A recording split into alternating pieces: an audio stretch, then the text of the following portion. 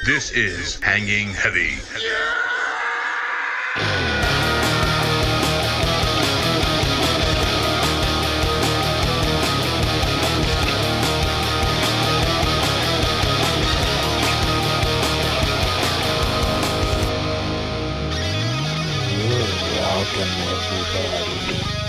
Welcome, my ghosts and ghouls, my girls and dudes, to the Halloween episode of Hangin' Heavy. As always, this episode is gonna be scary stories. So let's get into our first scary story. It's brought to you by DS Alzenix and is titled Will You Play With Me? I never wanted to reveal my story, but it has to be done. It's been so long and nobody's known. But now I confide in you, the reader, to read my story and attempt to comprehend the horrors I experienced. My fingers stutter and shake, and tears cascade down my cheeks as I type this, but I warn you now, what you are reading cannot be unread. It was just an ordinary night in my apartment. I was tired. The days at the office have been so stressful lately, and I look forward to the quiet release of sleep. But it always seemed to make everything better. This night was different. The wind seemed ominous and the sky seemed darker. As I relaxed in my chair watching my favorite sitcoms before bed, I saw what appeared as a strange silhouette standing outside of my window. I focused my full sight on what I thought was there, but it turned out to be nothing. Just darkness. I figured I was just overtired. Just a little too much work today. That's all.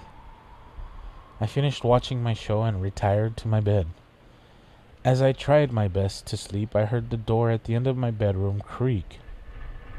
I dismissed it, too tired to get myself worked up over nothing. I then got the sense something was watching me. I tried to shake it off. I just wanted to sleep.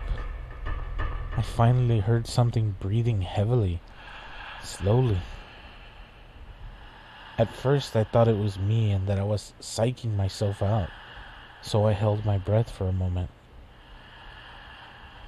It wasn't me.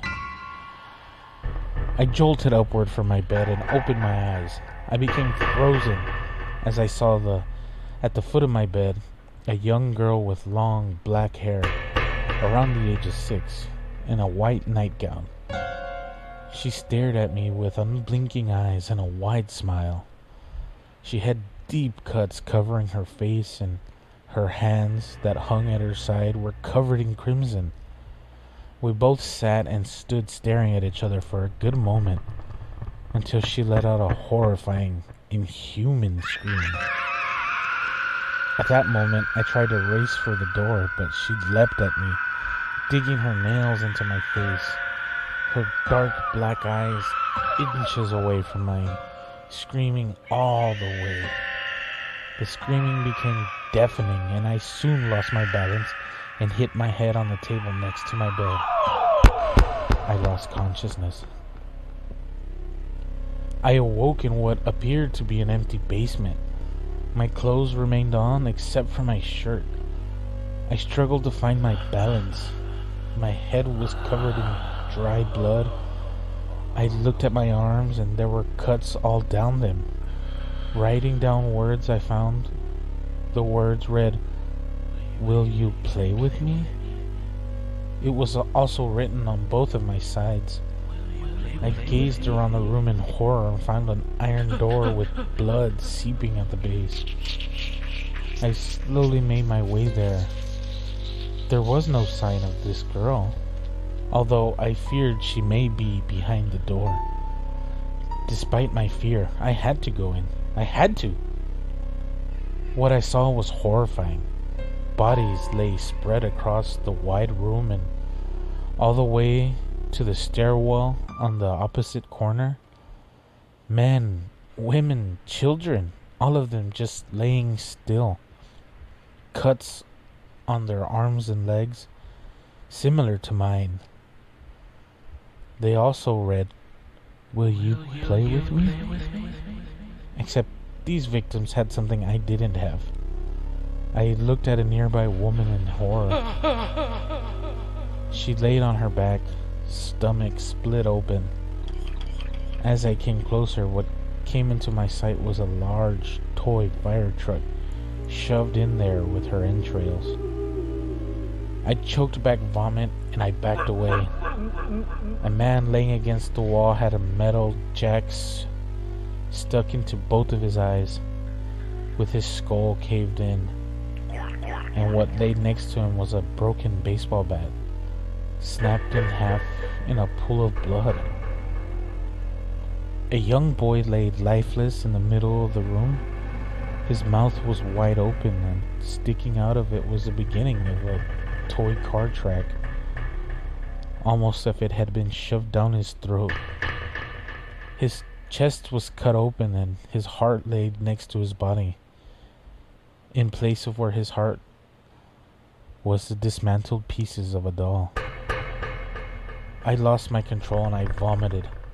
I cried for a moment, but then the thought struck me. Where's the girl? I didn't think this wanting to know where she was, of course. I thought it very briefly before noticing the stairwell that stood at the corner of the room. I started walking towards it, but then I stopped. Something behind me was breathing heavily. I turned around and there stood the girl. After having stood in the corner and wait the entire time I was examining the bodies. She then said in a high voice that pierced my ears with terror, "Will you play with me?" She began screaming. I turned to run away, but she was on me. Knife-sharp nails driving into my back and neck. I struggled and eventually I threw her off of me and onto the ground. I ran for the door, but it slammed shut. I banged on it and cursed, blood running down my back. It would not open. She was on me again, so I elbowed her in the face. She drove her nails deep into my back. I managed to push her off and turn around. As she lunged, I caught her, her big black eyes inches away from mine. Her nails plunged into my face. Her screams deafening my ears. She raised one hand, smiling ear to ear, and her hand plunged down on my eyes. Everything went black. I woke up in the hospital, bandages covering my body, including both of my eyes. A police officer stood in my room, speaking with the doctor. They saw I was awake and smiled.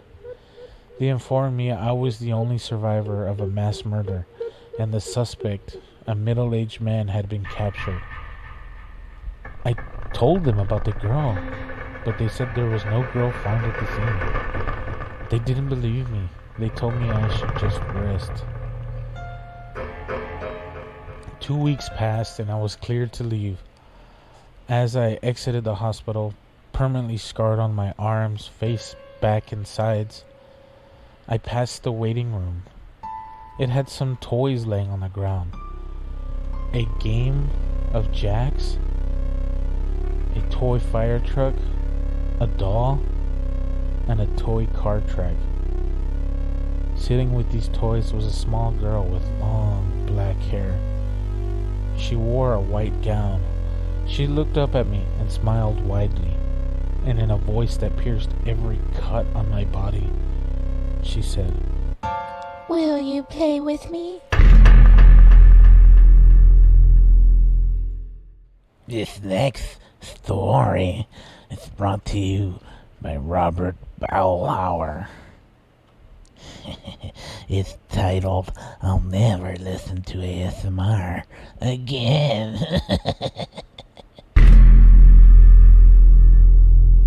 last few weeks have been a nightmare. A terrible, terrible nightmare. I'm still pinching myself every now and then, hoping to wake up. Sadly, it only leads to the skin of my arms being extremely red. I guess I'll start by introducing myself. I'm a father of two, a husband to a lovely wife. That may seem like a great life to some, but to me, even though I love them dearly, it's been extremely stressful. You see, I'm a construction worker. I never went to college or finished high school because I wanted to pursue a career in music, which didn't turn out so well, obviously. 9 years ago, I married the love of my life. 8 years ago, we had our daughter. 5 years ago, we had our son. 2 years ago, my wife, who used to be a high school teacher, lost the use of her legs in a car accident that killed her sister. She was driving home from her mother's birthday party, which I didn't attend because I was taking care of the kids. My wife doesn't trust babysitters ever since that one episode of The Simpsons. It was late at night. Both her and her sister had a bit too much to drink and, well, the doctor said she could never fully recover. The medical bills have been insane, and I haven't been able to pay them with my income. I can just feed my family every day, but only just. I've been stressed out the last 2 years. I do get panic attacks sometimes when I think too much about it. I've also been sleeping very badly the last 2 years. A friend and colleague of mine knows this about me. He's a great guy, helping me and my family out whenever it gets too rough. He knows I've been dealing with a lot of stress. He says he can see it taking a physical toll on me. One day, he came with a recommendation. A new phenomenon he read about, or so he said. Probably is too embarrassed to say that he enjoys listening to this in his downtime. ASMR, short for Autonomous Sensory Meridian Response, though he just called it tingly goodness. He told me that it was a great stress reliever and that it worked for him too. He gave me simple instructions. Go to YouTube, question myself what has given me the tingles before, and search for it. That night, I decided to do as he said because I'm pretty desperate for stress relievers. I thought about what gave me those tingles before. I remembered my grandmother, who used to whisper to herself as she got older, God knows why, gave me those tingles that my friend described. So I typed in whisper ASMR. I clicked the first video and it worked its magic. Tingles all over my body. I searched for more videos and more until I got addicted. The next night I did the same thing. I listened to ASMR until I got a bit desensitized. I kept clicking videos, but they were having no effect on me anymore. At least until I found a video by a channel called Heavenly Whispers ASMR. The video consisted of a girl with her strange microphone, the kind with 2 ears, one on each side, was wearing a black top. She had black hair and didn't reveal part of her face above her red lips. Her whispers were magic, although unintelligible. I probably sat there for hours listening to the videos of this mysterious girl. Luckily, she had a lot of videos on her channel. The tingles were intense, and I was in heaven, floating away from all my troubles. I almost fell asleep behind my PC. I got up and went to bed once I saw that it was 1 a.m. already. Lying in bed, I was ready to go to sleep. I closed my eyes. Now, normally, there's silence once you're the last one in your home to go to sleep. However, once I closed my eyes, I heard whispers, unintelligible whispers, Confused, I opened my eyes again. The whispers disappeared. I was pretty convinced that I heard these whispers, just as I heard them when I was listening to that girl's videos. I closed my eyes and I heard the whispers again. This time I tried to ignore them. Who knows, maybe there was a logical explanation. There has to be. The next morning, the whispers were gone. And I actually really longed for them again, however. So on my way to work, I put in my earphones and I listened to her videos. I was really addicted to listening to them. And listening to them a lot didn't lessen the tingles. The 50th video was still as effective as the first. On my way home, I listened to it again. It got me in a pretty good mood, actually, which was something my wife noted when I came home. I just felt so incredibly happy. That night, I listened to some of her videos before going to bed again. These ones were a bit different. A lot of sounds, almost snake-like. They were incredible, but I couldn't keep help feeling pretty uncomfortable when I went to sleep. Pretty paranoid. And for some strange reason, once again, when I closed my eyes, I heard the whispers. However, when I opened my eyes again, they didn't go away. It was pretty scary how looking around the room and hearing those unintelligible whispers were right in my ear. They didn't disappear. The next morning either. I was eating breakfast, not being able to hear my wife or kids through the whispers in my ear. At the construction site, they blocked out all the loud noises from the machinery. On my way home from work, I put on the loudest rock music I could find, but the whispers were still just louder. I was getting pretty annoyed. I remember having a pretty short fuse once I got home, which scared my children and caused my wife to be worried about me. That night I tried to flush out these whispers with a different kind of ASMR. Fabric cutting, taping, such stuff. However, I had no success. The whispers in my ear were still there, all through the night, and the next morning too. The next day something happened that gave me goosebumps. I came home from a long day of work, annoyed with the whispers. When my kids came out to hug me, once I got out of the car, we went inside.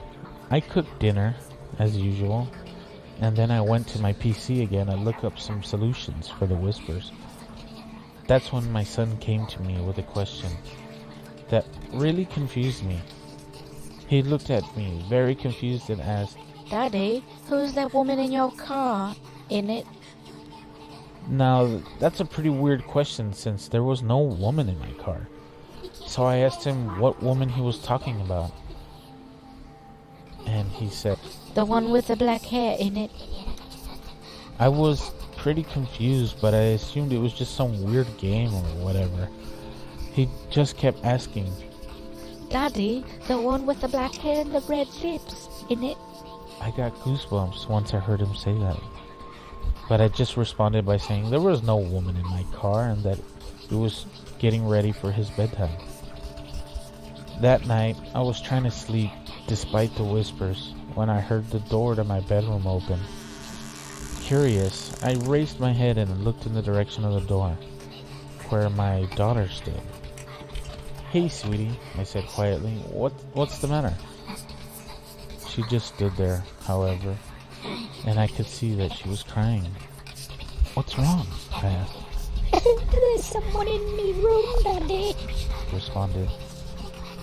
Everyone's asleep, honey. There's no one in your room. There is a woman. She's been saying things.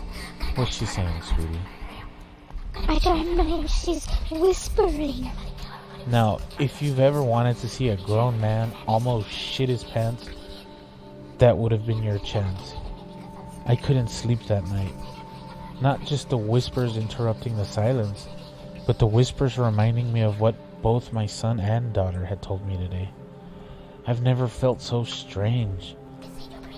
I felt like I was a kid again, afraid of the dark and the monsters under the bed. I got goosebumps all over my body, especially my legs. That night was horrible. I called in sick that day because I didn't want to sleep at all, and I was feeling ill because of it. I'm pretty sure I would have fallen asleep behind the wheel if I drove to work today. Or that I would have killed someone with some tools because I was so frustrated at everything and everyone. I asked my neighbors to take the kids to school while I was in bed all day trying to get some sleep. But my thoughts were clouded with confusion and fear. I can't remember when exactly, but I finally fell asleep. In my dream, the whispers continued, and I saw her red lips and black hair. I woke up sweating. It was dark, both inside and out. Downstairs, I could hear my neighbors talking, probably helping out while I was trying to get some sleep today. I heard my wife talking and laughing, which was strange because I could feel an arm on my chest. I could feel a warm breath on my neck. I could hear the whispers coming from the same direction as the breath.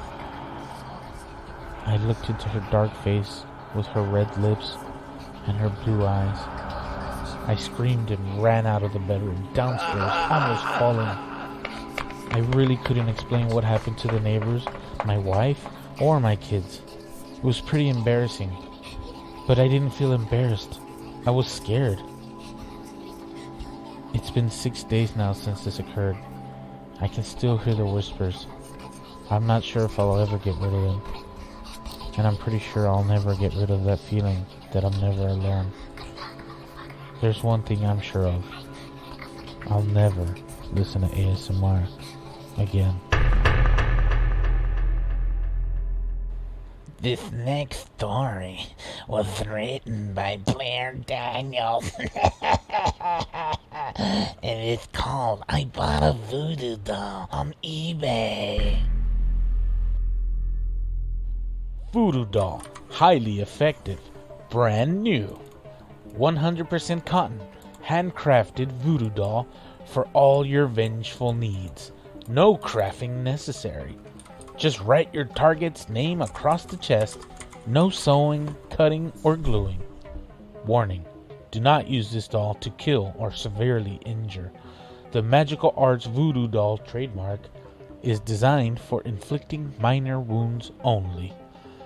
Woman of the Magical Arts 666, 99.9% positive feedback. I clicked the big Buy It Now button. Then I drove over to Michael's for some extra long sewing pins and Sharpie markers. I was going to write Julie Harlow's rotten name all over it.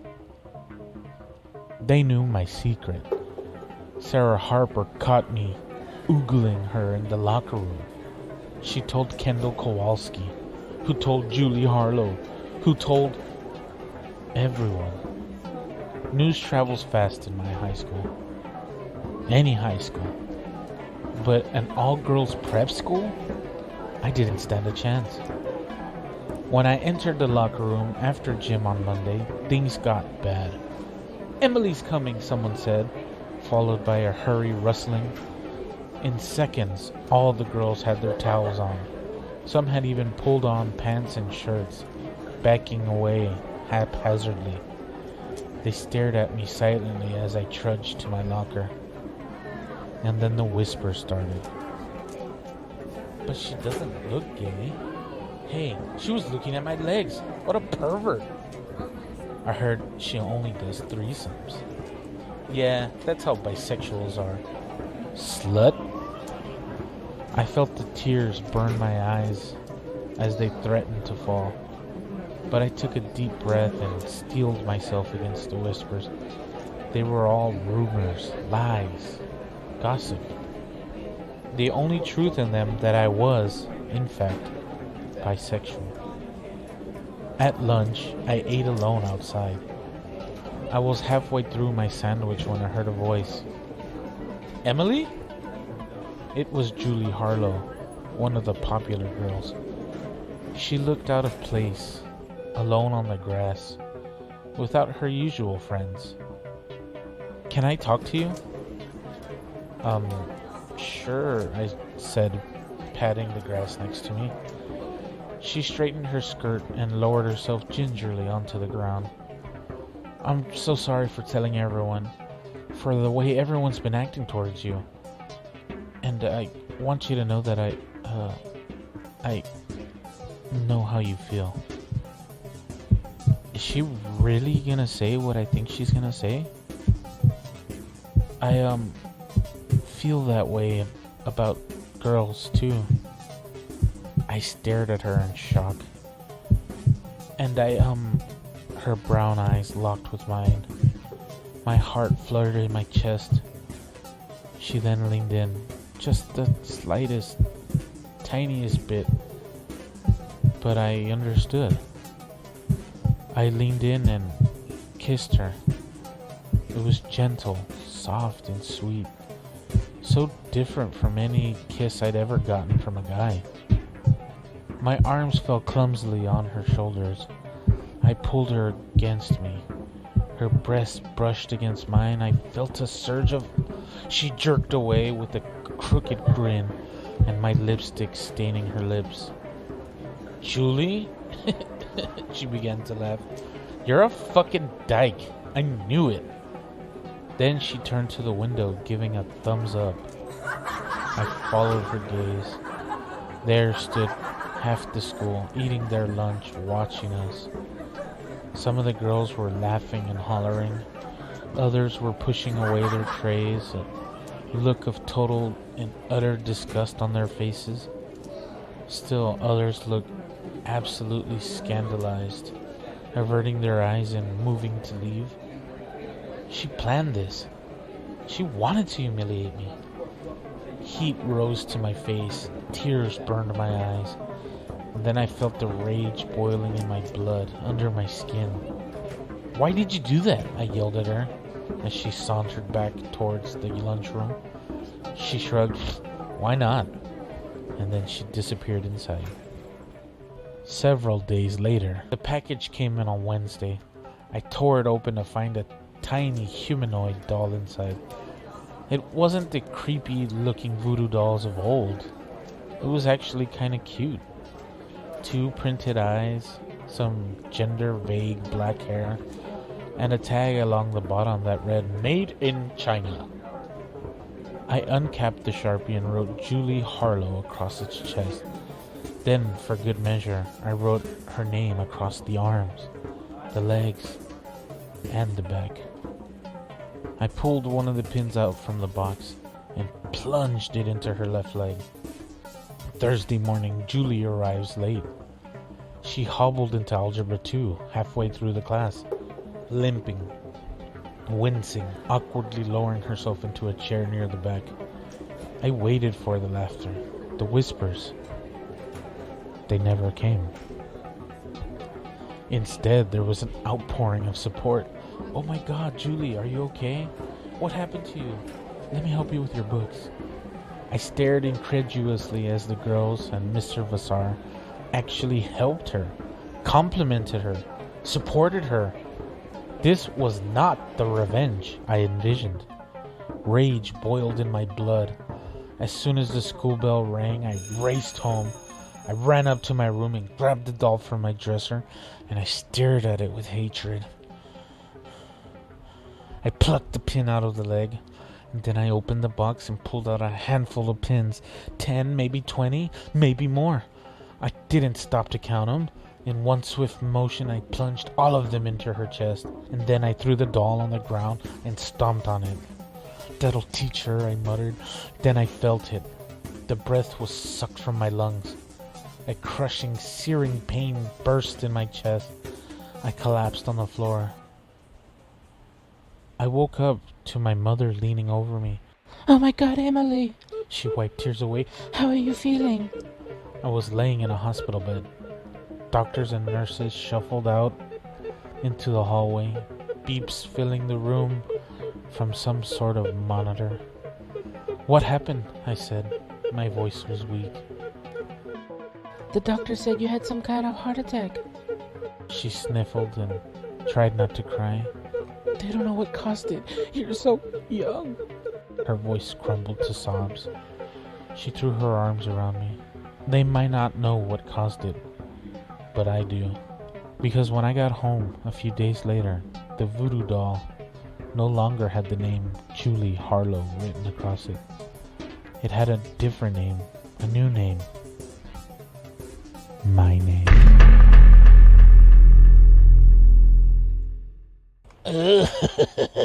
What stories we have to tell. Thank you guys for joining us for this Halloween episode of Hanging Heavy. But there'll always be a next one. Maybe.